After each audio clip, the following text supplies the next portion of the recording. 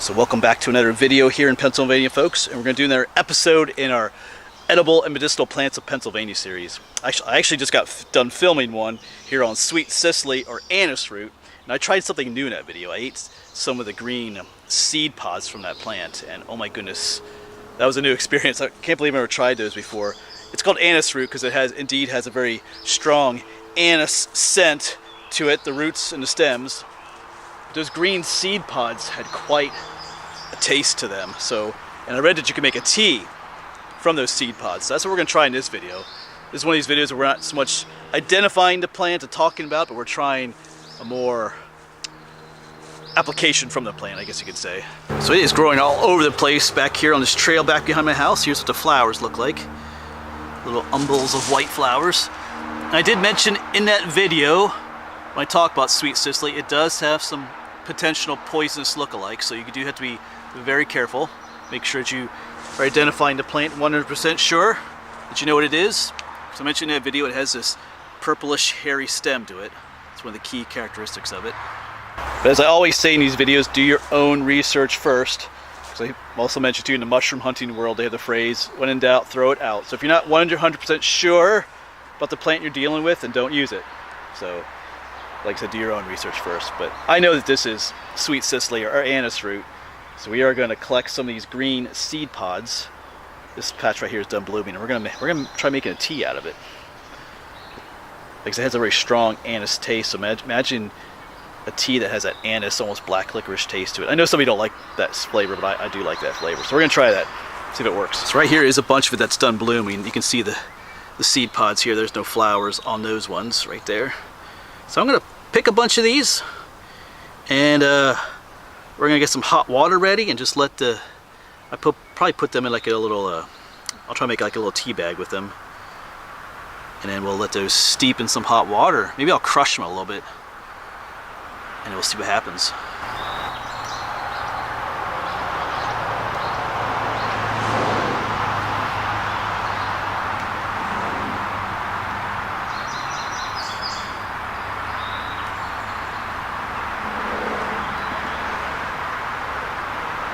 Well, I think I got enough of it here, so we'll do the laborious part of it and clip all the seed pods off, make it look a little tea pouch, and then get some hot water going. See what we can make.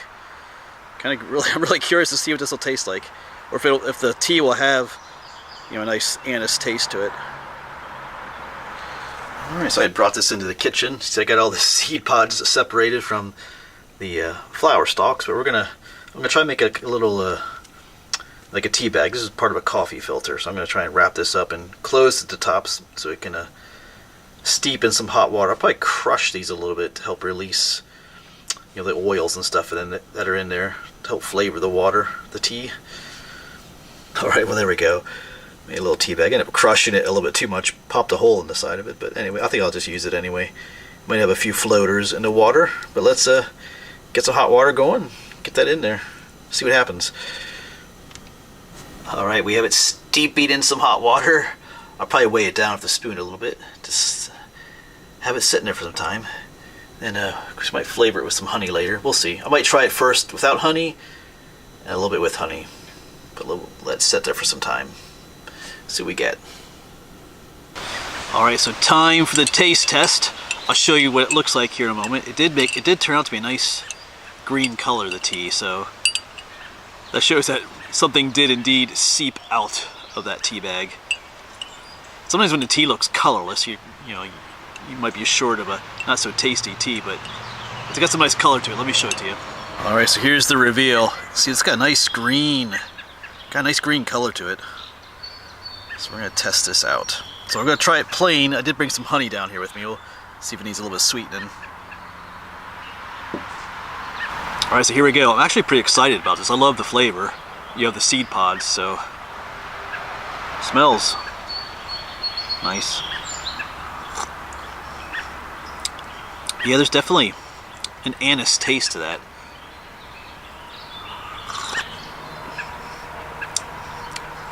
Not too bad. Yeah, but it's not an overwhelming taste. Like if you don't like the taste of anise, like black licorice, you won't be like overwhelmed. I suppose that could change if you had more like seed pods or let it steep longer. But it's kind of a nice, refreshing taste. I'm going to add, actually it has a nice sweet taste. I'm going to add just a tiny bit of honey to see what that does to the flavor. All right, so here we go. I put just a tiny bit of honey in. You don't want to put too much in, overpower it. Let's see if the honey. I like it with just a little bit of honey in there.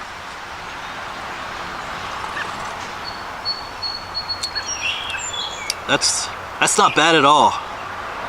It's better than I was expecting. Sometimes we make these like home-brewed teas, they don't turn out to be much at all. You're like, what does it taste? Is there any taste there at all? But this is nice, it's pleasant. And I'm not just saying that because I'm making a video. It actually has a nice, like I said, it's not overpowering. It doesn't taste like you're drinking, you know, black licorice or something like that. So yeah, you can try this yourself, but like I mentioned at the beginning of the video, make sure you are brewing the right kind of seed pods from the right kind of plant. So, like I said, this is sweet Cicely or Anise-Root. So, there are some poisonous lookalikes, so you don't want to make a tea from water hemlock or something like that. But I think I'll have that video posted below where I did a review on this plant, better review. Like I said, you know, do your own research first, you know. I'm not sure what drinking water hemlock would do to you, but I don't think it would be a good thing, so just be careful.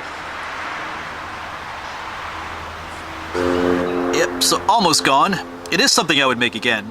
It is just a bit labor intensive though. It's not like just opening up a box of tea bags and taking out a tea bag, and you know, you gotta make your own little, first you gotta pluck all the little, you know, seed pods from the plant, this little pile of them, make your own little tea bag. A little bit labor intensive, but I'd say worth it. But hey, let me know in the comments if you'd make this yourself or if you ever tried something like this yourself. I'd be curious to know. Or if there's something else you've made from this plant, but this was a success. I'm sure you can make it stronger if you wanted to, but yeah, I like this. All right. As always, folks, thanks for coming along, and hopefully we'll see you on the next one.